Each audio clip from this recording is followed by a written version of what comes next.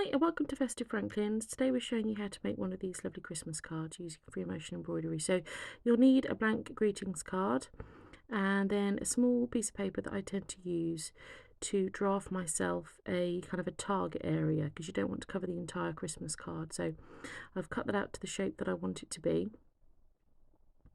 And then I'm going to use a plain piece of fabric of the colour that I want, and I'm going to lay my target area over it and use one of these heat erasable pens just to draw the target area onto the fabric.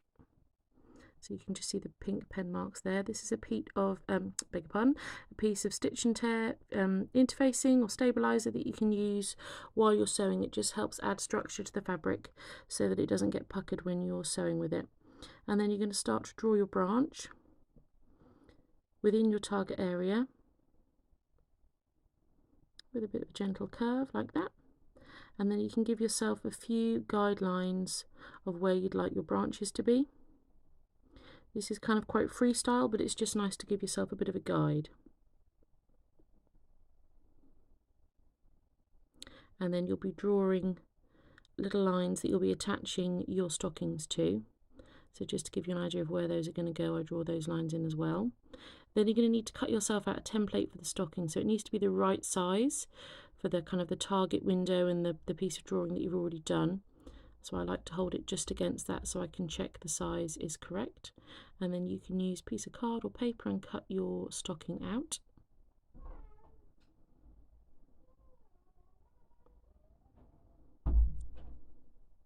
There we go.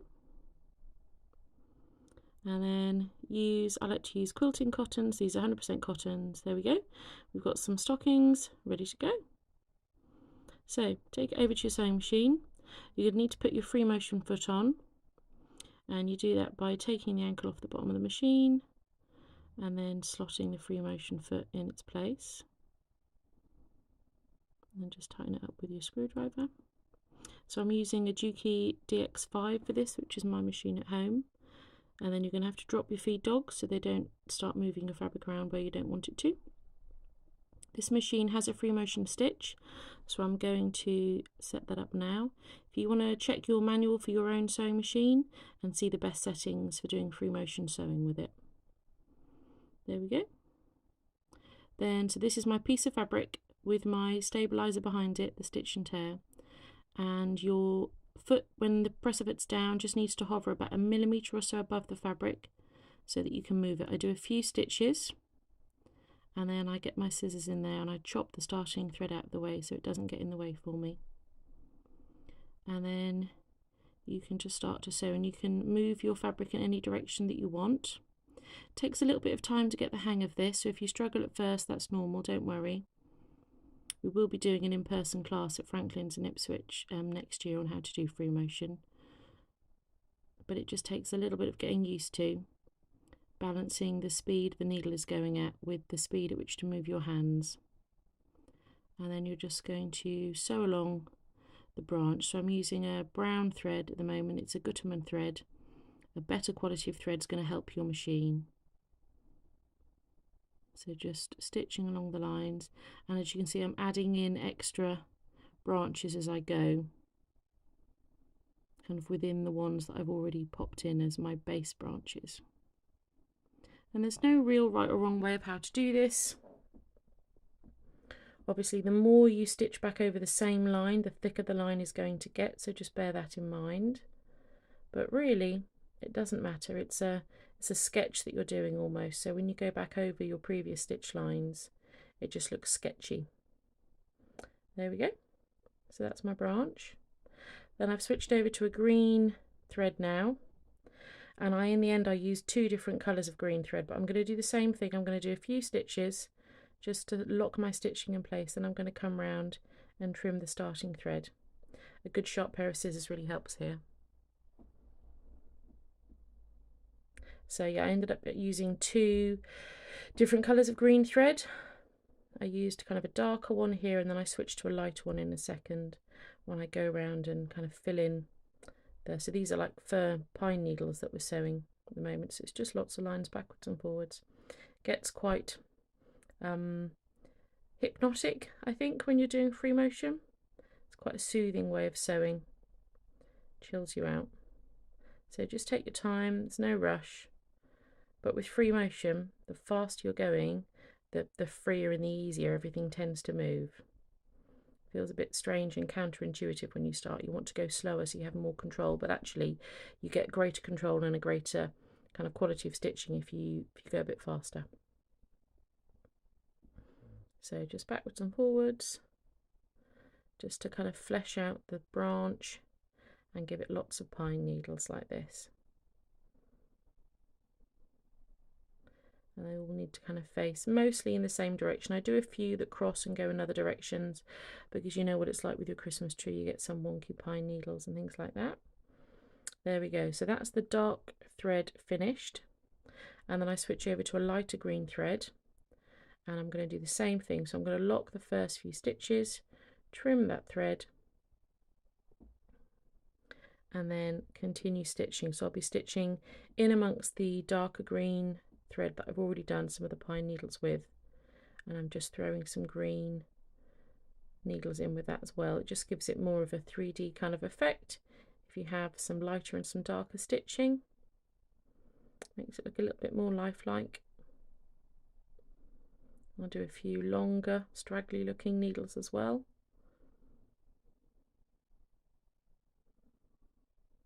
And a few bits that kind of branch off. And just kind of plump everything out a little bit, looks a bit better. There we go, so that's kind of an additional put there. Then I'm going to go back in amongst the dark threads and add some lighter coloured needles in as well.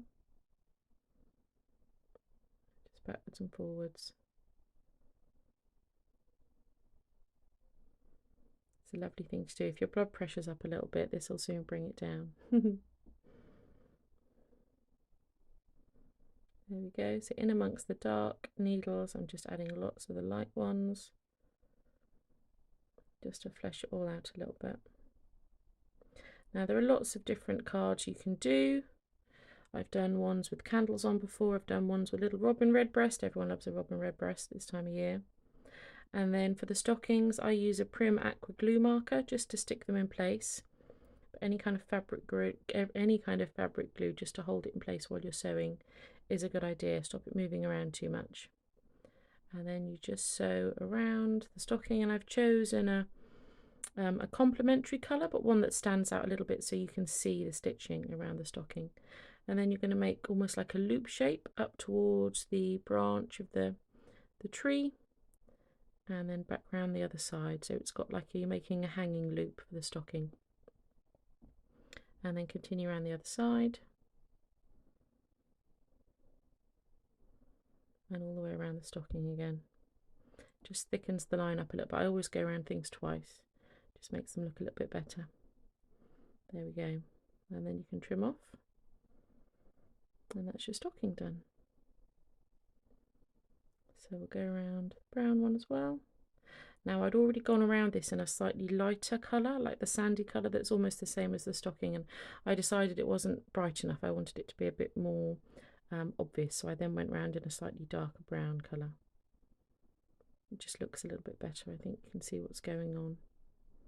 It stands out a bit more. So you're going to make your loop again and then just continue around the stocking.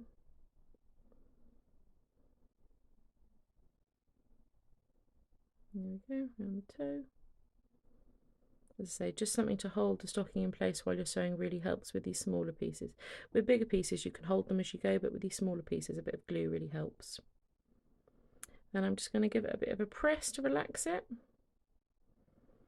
Lots of dense stitching does tend to pucker the fabric a bit, even with a stabiliser behind it, but you could always hoop the fabric if you were worried about that. I'm not particularly. Then I'm going to take off my free motion foot and put my regular presser foot back on again.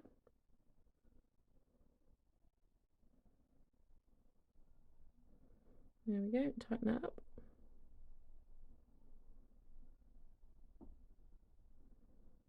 If I can keep hold of the screwdriver, that would help. There we go.